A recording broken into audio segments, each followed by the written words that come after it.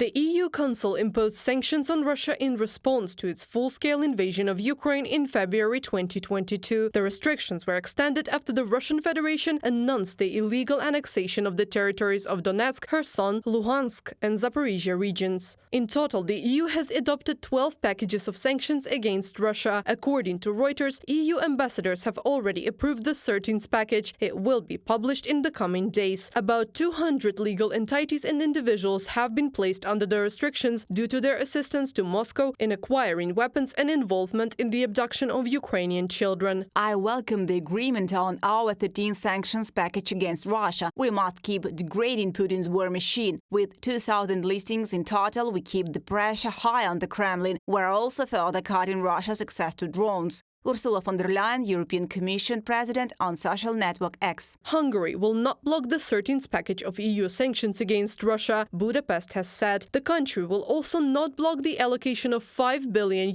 for the European Peace Facility, which will be used to support Kyiv. At the stage of preparation of the 13th package of sanctions, all elements contradicting Hungary's economic interests were removed from it. This is why we believe that from this viewpoint, vetoing it would make no sense. Peter Szijjártó, Hungarian foreign minister, following the meeting of EU foreign ministers. The EU is systematically closing loopholes for Moscow to circumvent the restrictions, the EU sanctions spokesman explained.